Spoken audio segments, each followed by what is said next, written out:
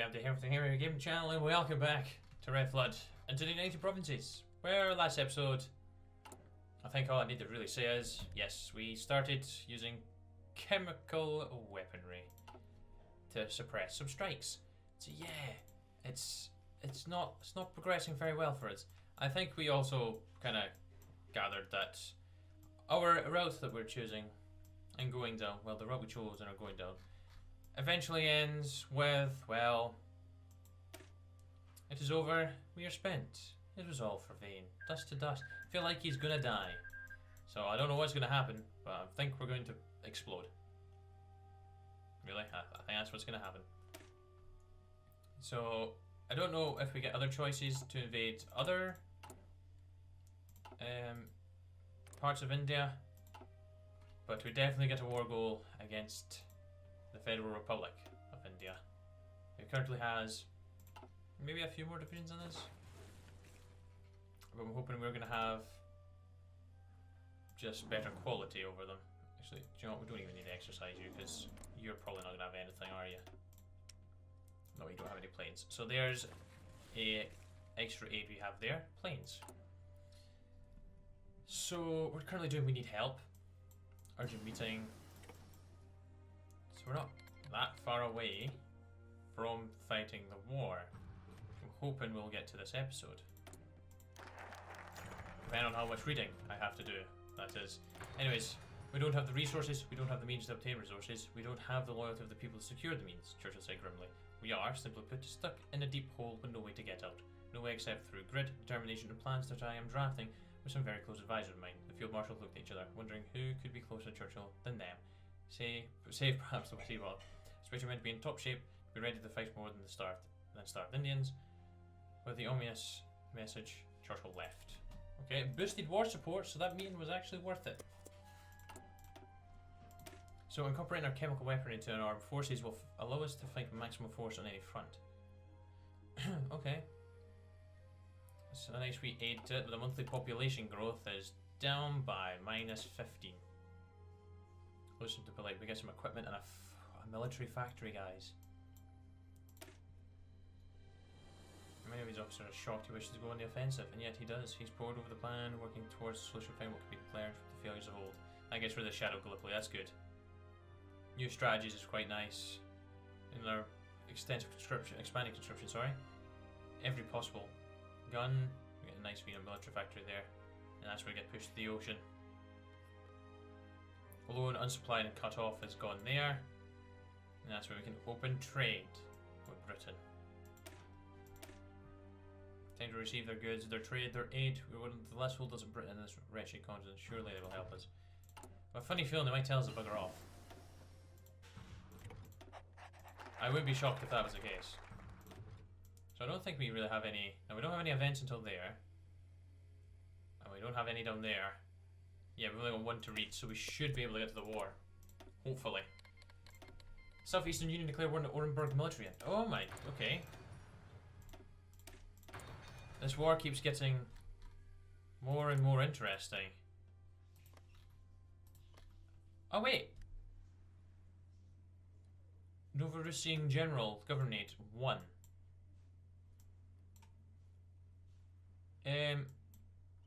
Okay, didn't see that coming, because I was going to say they were fighting with them. But now they're fighting you. And the Alash Republic is here. Okay. That happened. Baltic General Government. Oh, that happened in our other playthrough.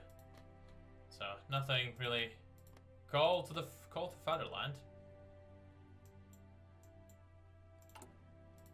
I feel like the Baltic SFSR is gonna win.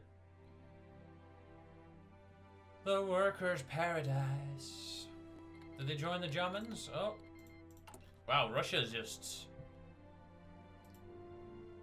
doing some infighting right now. Aid the motherland. Second federal government. Sounds terrible.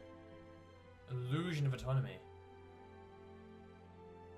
Oh. Black Hundred of it. Alright, okay, didn't see that coming. Anyways, we can actually produce some infantry equipment as a miracle. Alright, Churchill's radical solution. Invade Bihar. Crush them, connect to the sea. It's the only way forward, it's the only way to contact Britain. It's the only way to get help. It's the only way to go home. Yeah, I feel like Britain's not gonna give us a second look here. They do still have a presence here, so it's a bit weird how they haven't like tried to get to the United Provinces. Like if you had a hold in here, you'd try and maybe make some moves against the Indians. And you can maybe try and take out the Order of the Star, and then the Federal Republic, and then you've pretty much linked up that land, and then that opens up your fronts to deal with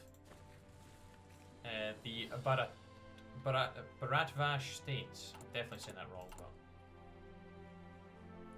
so I don't think we're gonna get rid of brutal put downs. Shadow Gallipoli and alone unsupply and cut off will go eventually. I don't know about the strike repressions.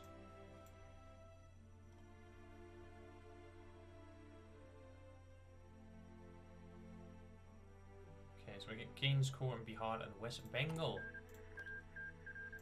Nice. And the Southeastern Union has won that fight. Oh, strike repression's gone. Didn't realise that was a timed national spirit.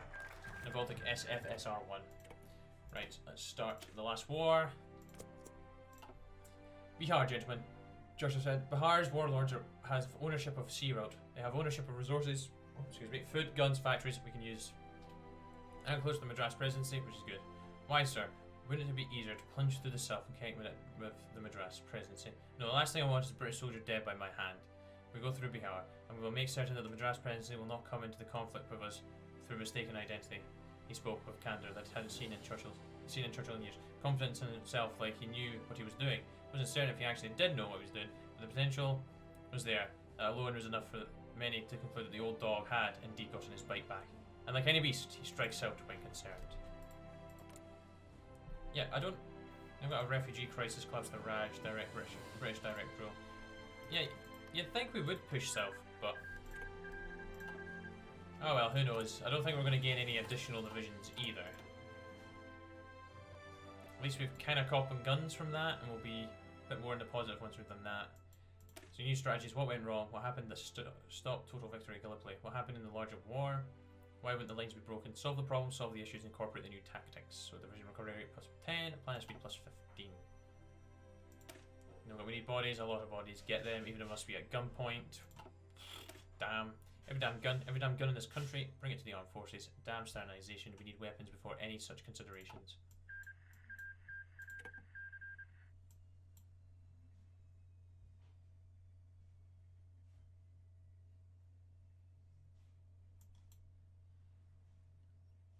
Come home loyal subjects. Yeah, this also feels like a really bad route. I don't think Gainsbourne Delhi. Okay. Okay, yeah, understand what went wrong. So we're dealing with the issues. They are all now supplied, which is good. Let's actually exercise and get them up so that they have the plus 25 modifier in combat. That's get upgraded, good. Let's do superior firepower. We are short of resources now. Everything's just going to go into guns.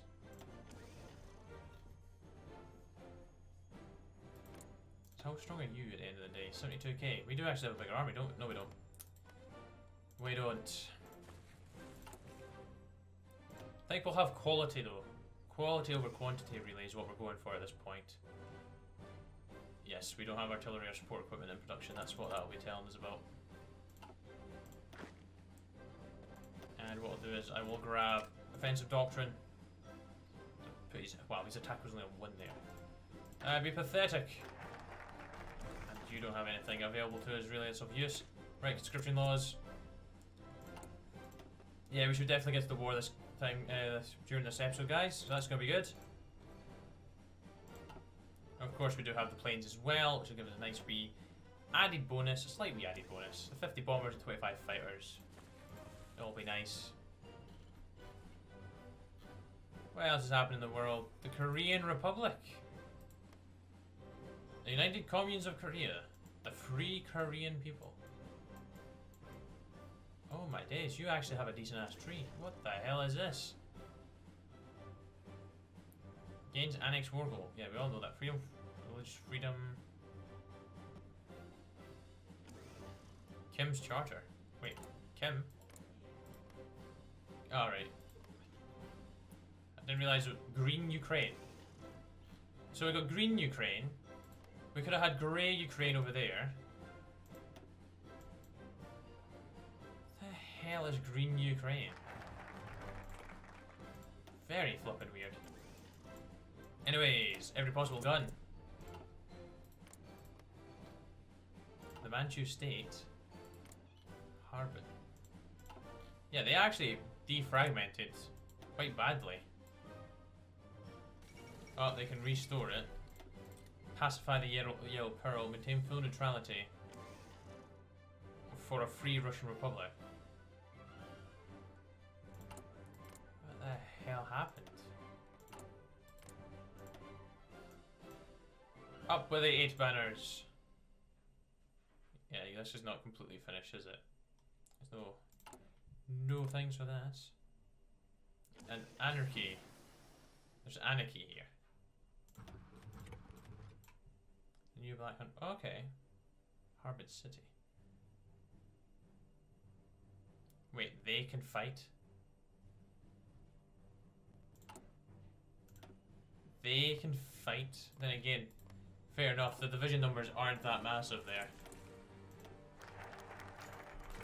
The Dune Pass. The Dune Pass? It's a pass named after me. In Dune, who was an arms industry growing, not one that was particularly notable or famous, certainly not like its larger cousin in Kyber, but it existed, and its local gunsmiths would show off their wares to everyone and anyone. They didn't discriminate between an Indian who worked for Churchill or an Indian who wanted to murder Churchill. When Churchill's men came en masse, it was easy to see why many were concerned, afraid even of their coming, but instead of trying to seize firearms, instead of trying to steal things, men came with goods from Lucknow. Nothing fancy, steel and alcohol. Most of the stuff even Churchill thought too disgusting to touch, but alcohol nonetheless. Celts, brass, and gold, things pillaged from the palace and pilfered from the public. The gunsmiths showed off their wares, the highest quality to the lowest grade, and tested each gun before accepting payment as requested. A few fingers were lost, but in the end, thousands of guns were taken out of Dun and brought into the United Provinces Provisional Armed Forces. And now, it is time for us to push to the ocean, forwards to the ocean, to Bihar, capture everything there. And we are almost exercised, we are almost ready to go. What are their divisions like? 1 to 12. Okay, we have our work cut out for us then. Yay! I was hoping it was going to be quality over quantity, but who bloody knows at this point. Right, they're finished.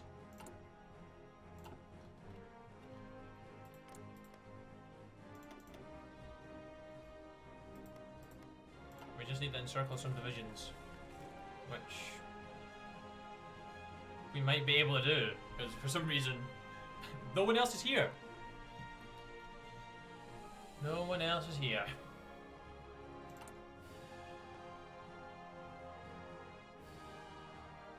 Yeah, that's actually pretty nice. 5% recruitable population for 5% training time. Pretty bloody nice. Do it. Push to the ocean.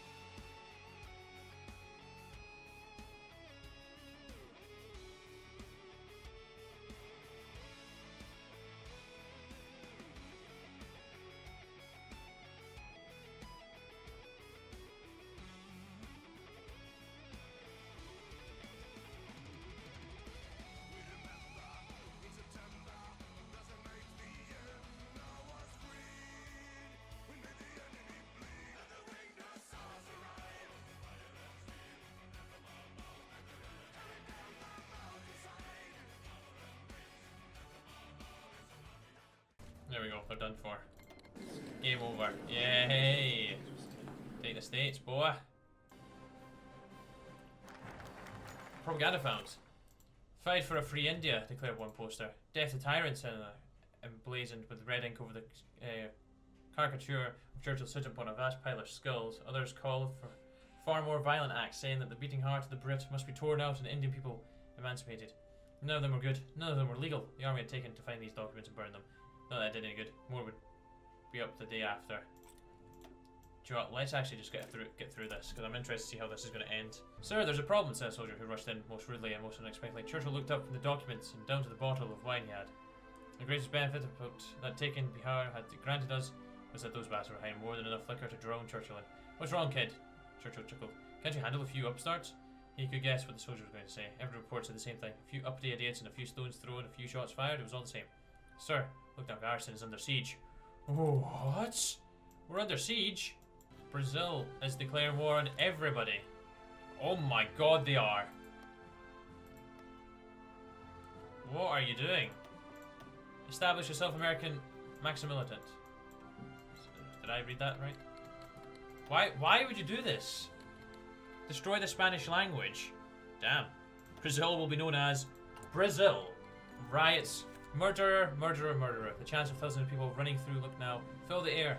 The crack of rifles, pistols, ascent into the noise, the commotion, the rioting. Police barricades were of no use. Police batons only angered the people.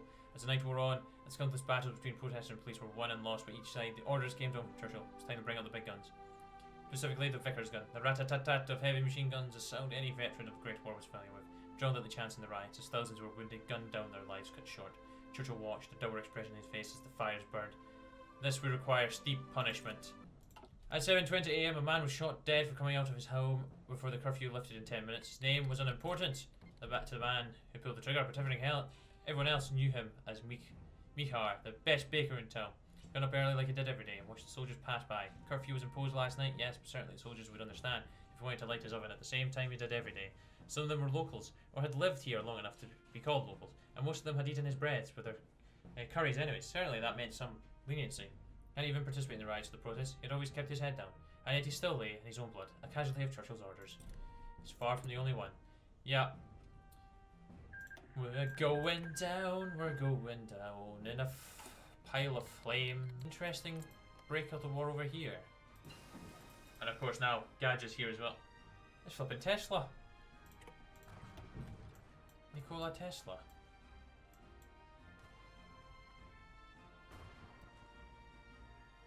Okay. Technoslavia. Oh, I love that. Please, can they change their name to that?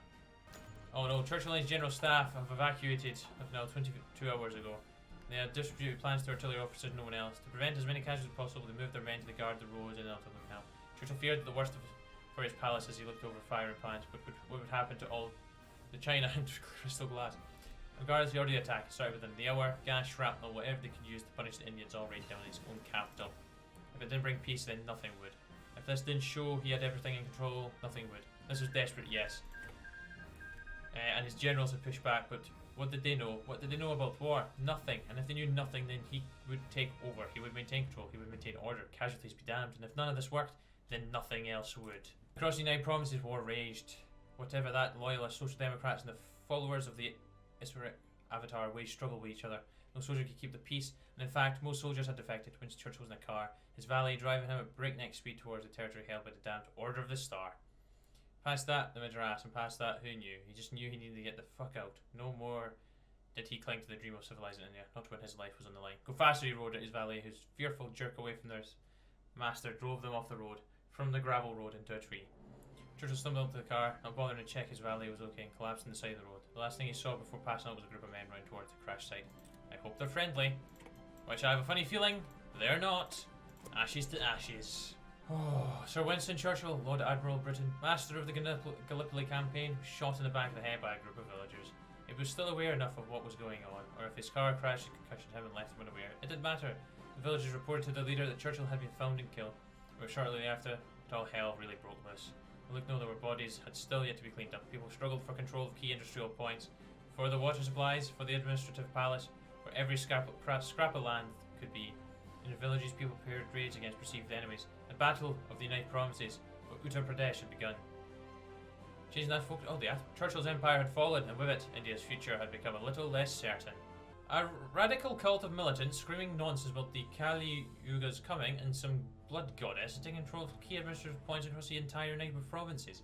Few are swayed by the rhetoric, but fewer still are bold enough to oppose them. The Avatar, their enigmatic leader, has soldiers in almost every town, and the bizarre conduct of the soldiers, the ranting and ravings of their sacrificed members, leaves everyone unsure of what will happen. And now, we have divisions. Yay! And let's have a wee look at the tree. The Avatar awoken. The fire shall burn the world. The lamps to slaughter. Endless legions. Oh my, 30% recruitable population. Holy crap. Oh my days. The end of what is this? The birth of a new world. I have to have a lot under my control. The realm of Avatar. Oh, this is going to be so much fun. I cannot wait to play this. Next week, like, but oh yeah. Oh, hell yeah. Anyways, guys, I'm going to leave that episode there, so thank you very much for watching. Hope you enjoyed, and I shall be back very soon for something else. Until then, no, not something else, to continue. Take care. Cheer bye. The now.